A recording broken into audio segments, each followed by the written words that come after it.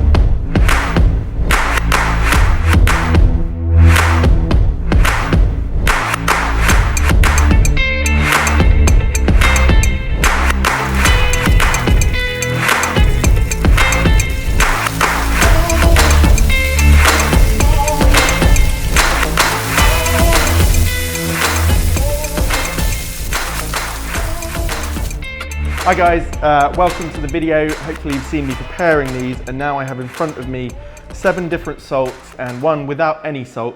I'm really intrigued to see how this goes because I've always sworn by one particular salt, and that's the Maldon Sea Salt. And then someone recently mentioned to me that Cornish sea salt would be really great. There's a bit of a debate as to which is saltier. Cornish sea salt itself sort of boasts on the packet about being very salty. And then I've got, as you've seen, smoked salt. I've got, sorry, there's so many. Blue Persian salt. This is Cypriot sort of black salt. I've got rose Himalayan salt and Hawaiian salt.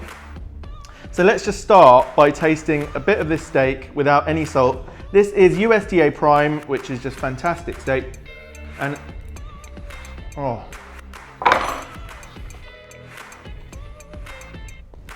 It's just beautiful, beautiful steak. Oh, it's so juicy. USDA Prime is honestly probably my favorite type of steak at the moment. But here we go. I'm gonna go to Maldon because that's what I'm so used to. And a sort of discreet saltiness that just adds flavor without being overpowering in any way, and that's why I've gone to it over the years. It improves the flavor of something without ever getting in the way. But now with Cornish sea salt,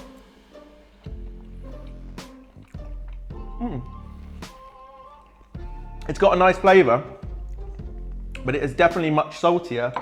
Now, obviously this is not a scientific test, so I don't know proportionally how much of each one to use. I've salted it as any cook might, trying to thinly cover the meat. The Cornish sea salt has a nice flavor.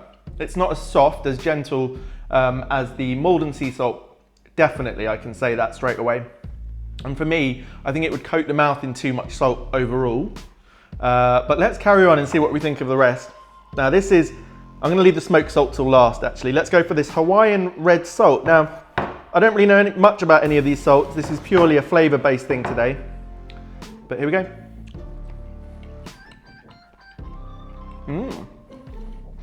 Well, that's delicious.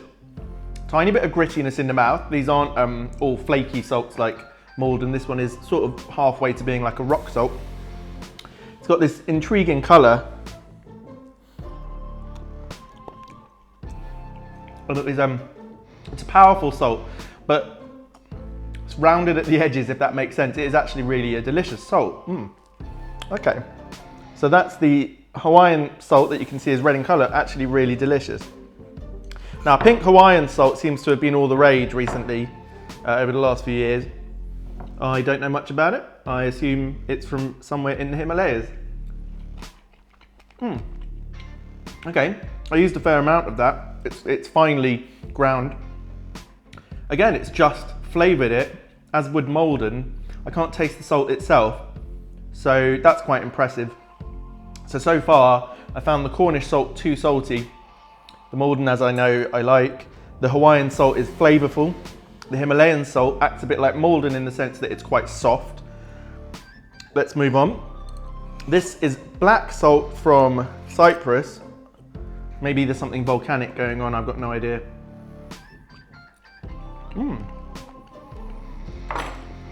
Okay, I had no idea what to expect with this. Comes in these really big flakes and chunks and it looks like volcanic rock. Wow. That's really good salt. It's not very salty. And it's intriguing.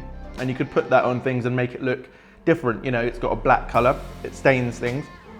You can even see it on this steak. Let's see if we can get it on the video.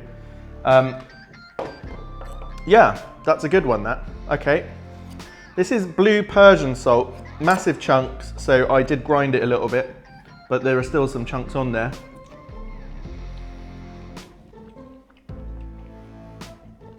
Okay, that's also impressive. Despite there being really big rocks and chunks, it's not too salty.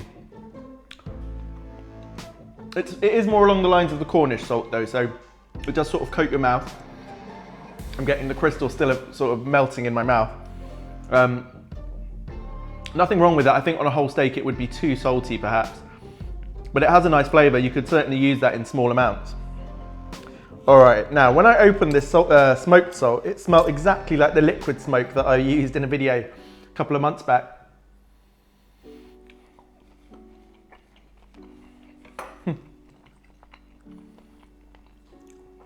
That's nice.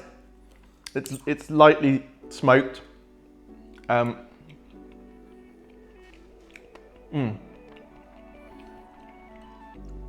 Again, if you get too much, it's very salty, but I think if you ground that down from these huge chunks and just finely used it, even alongside your Maldon, you could mix them together, then actually it's good fun, and it could work on salmon and beef and chicken. Right, I want to try the Hawaiian one with the unsalted beef here, so I'm just going to dip in a little bit.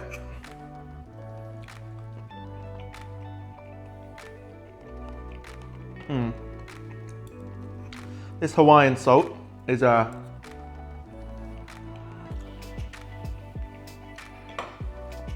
really delicious actually. Let's do that with Maldon just to see.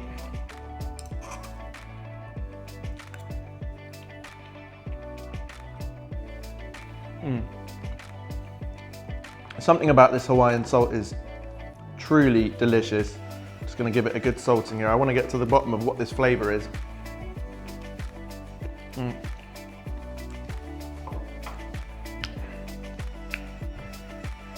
Might be the purest salt taste. It's not very different from Maldon, but it just, excuse me. It's gentle, it's soft, it's flavoursome, and it's a nice colour. So, this has given me food for thought, this test. Overall, Maldon is still going to be my everyday salt because it's relatively good value. These are pretty expensive for these small amounts. But I tell you what, the Hawaiian salt was great. There's black salt here. The Himalayan salt was fine, nothing too special. I think you can use that quite liberally and often. The Persian salt, you really have to grind it down. Once you get that fine, like a table salt then, because you can't make it into flakes yourself, then it can be too salty. It's difficult to use, and it, it has a salty flavour. And then the smoked one is good fun. But overall, I'll be sticking with Maldon. I'm going to try the Cornish salt on other things as well. This has been a really interesting test. And once again, I have to say, if you can get hold of USDA Prime, it doesn't really matter what salt you put on it.